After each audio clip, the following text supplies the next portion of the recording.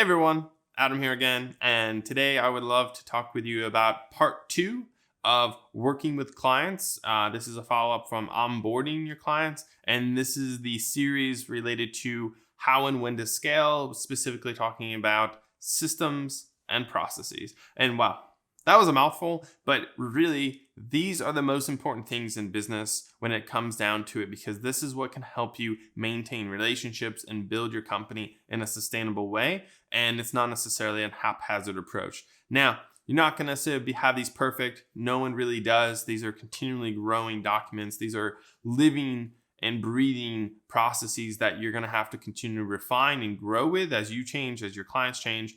But again, it is always good to have things in writing and documented as you go into work or into anything related to the business. So we just talked about onboarding them. If you didn't see that video, I'd recommend checking it out before this video, because this is not going to make sense without that first part in conjunction with it. So just want to I just wanted to point that out as we go forward. So with that being said, when you're meeting with clients, you've already had that kickoff meeting. We already sent that email. Meetings are going to be incredibly important, whether in person or online right now, because of COVID-19 or potentially that's still having impacts in your local area. Having a virtual option is always a great solution. And honestly, there's not that much difference between meeting with clients in person and being able to meet with them virtually when it comes down to presenting information. Building the relationship, different. But when you're presenting information, there is almost no difference. So let's move forward and be able to keep on presenting information to clients in the right way. And that's what we're going to talk about today in the first part of working with clients. Is you should always do a screen share when you're showing them work. Don't just send it through email. The reason why is you have to present it. You have to defend designs or decisions being made to the client and make sure you get ahead of that before they have their own thoughts and they show it to other people. With that in mind, when your first thing is you need to set regular meeting schedules with clients, and there should always be a meeting around a due date when it comes to something you are delivering or offering as a deliverable. This can do with branding, web design, checking on a web development thing. Anything that you have, I would highly recommend it being polished and finished when you present it to the client, not trying to leave it to the imagination or extrapolate it. So you don't necessarily have to showcase half-finished work or check in during it. This is more of a final version or a rough draft that you want to present for them to select an option, and then you're moving in that direction to be able to keep refining it that much more. But it should be a very polished and clean and clear presentation so that you're leading the client in the right direction. One of the biggest concerns here that people have is, getting the time for the client, making sure that they, are able to schedule the meeting. Make sure that's baked in the beginning of your processes, that you want to present the work, you want to talk through it so they understand that, and they're obligated to enforce that on their end, because that's how you work, right? You need to showcase how you work, and it also will have a great effect on the client because they also feel like they have a personalized approach and attention to them. Even though they might be busy, this is something they're paying money for. This is something they care about. And you need to make sure that you're giving them your attention and having a meeting every couple of weeks and having information presented to them or even designs is something to showcase that. Along the way, during those processes, you're doing the work, you're doing a great job, you're presenting it, clients loving it, you're getting towards the end of that deliverable. Make sure you're communicating via email whenever you have anything important to have in writing, and make sure you're getting sign-offs and approvals. Now, previously in other videos, in our internal processes, we talk about internal sign-offs. This is very different than that. If you're interested in that part, check out one of the earlier videos there around internal processes and best practices. So one of the things that we're doing here is you need to send it to the client, not just present it to them verbally, but afterwards you need to send that information as a follow-up, and you need to get them saying, yep, looks good, please move on to the next step. You need to have it in writing, and you can ask them, please confirm in writing that this is accepted by you so that we can move on to phase 2 or into web design or development, whatever would be the next step, right? Get it in writing. Make sure that you have that. Very, very, very, very, very important.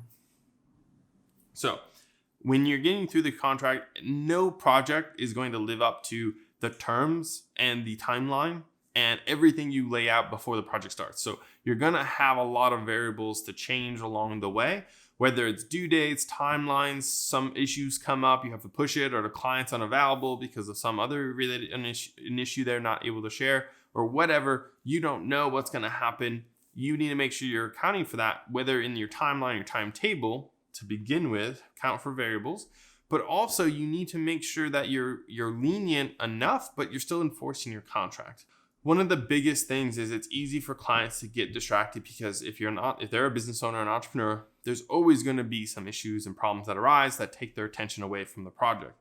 Your goal, and the reason why you have such a strict contract and why you're doing it, is to rise that back up to make sure that that's still a priority for them. If you're too lenient, they will deprioritize it and they'll come back to it at a later date when they're ready. The problem with that is you're not going to have the right cash flow at that point. You're planning on this project taking 2 months. It takes 3, 4 months, 5 months.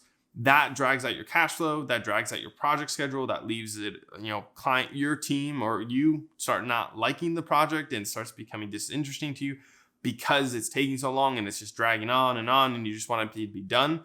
That impacts the quality of work. It impacts the relationship with the client. It impacts everything, right? And you don't want that. You don't want that for yourself. You don't want that for your client. So in order to protect yourself, protect your client, you want to keep things moving. Now, there is cases where you could have a pause in the project where you don't do any more work. You're not obligated. You get paid for the work you've done, and the client can come back around when they're ready. But you're not obligated to give them any time slot. They can come back when they're ready, and you can tell them when you're ready to start on that work again. Now, that is a little bit tricky on your end because you still were expecting that cash flow. So if you're in a position where you don't need it and you can accept that, it might be a good way to save that relationship and then come back around to it when you're ready and finish that project strong.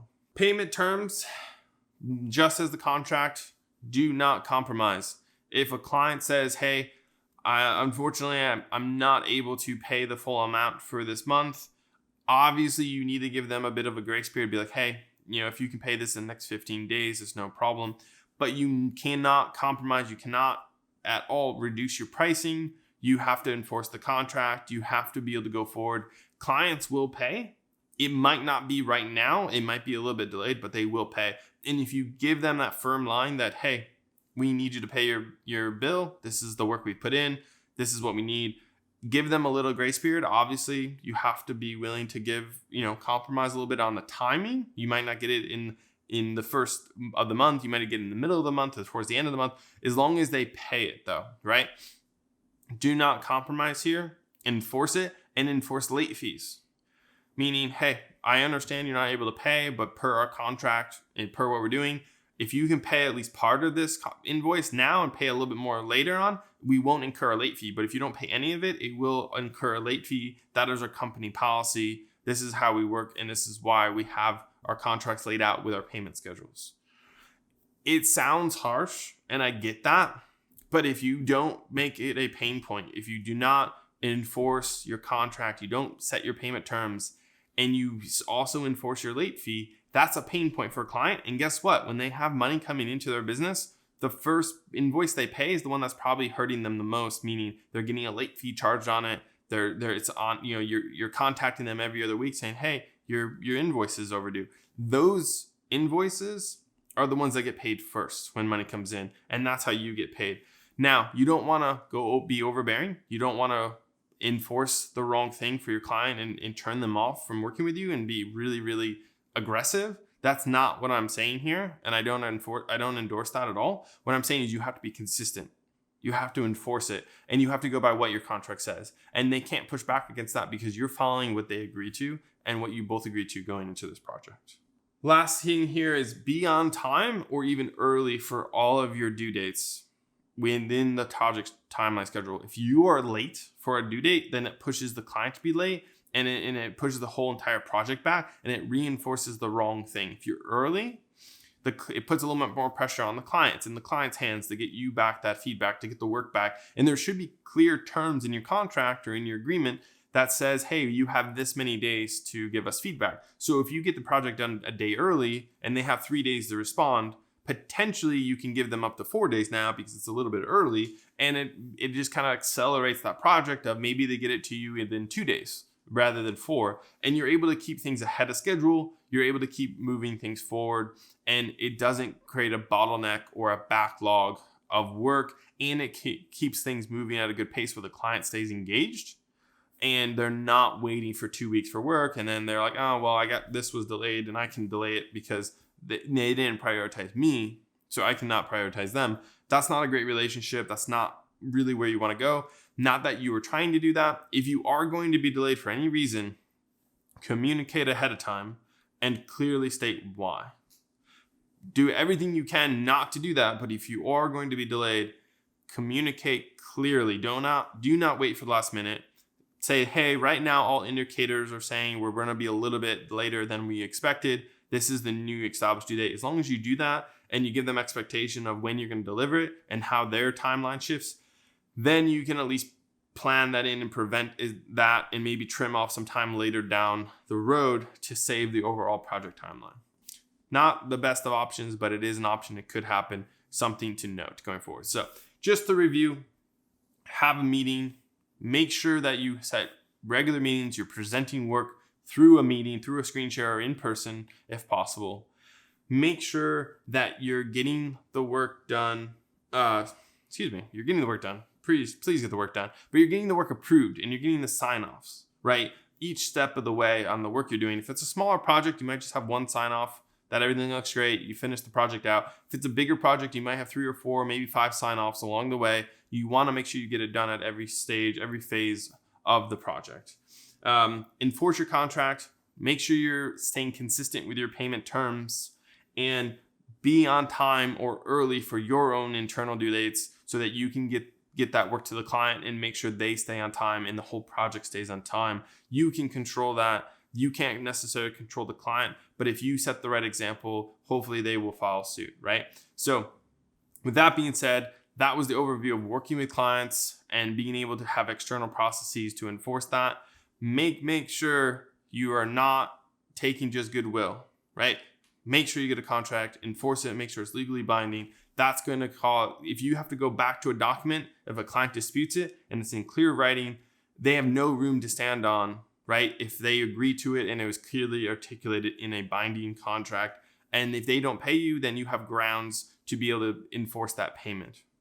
So I've seen it happen again and again with small businesses, people starting out. They're not investing in these tools. They're not investing in getting contracts. Do it. Don't wait. Do it right now. So thank you very much for your time. Thanks for watching this video. Please like, comment, and share it. If there's any questions or any suggestions you have, I would love to hear them. Please let me know down below in the comments or just send me a message. Once again, keep at it, keep growing, and really, really looking forward to creating more videos with you. So with that being said, don't forget to grow as you go.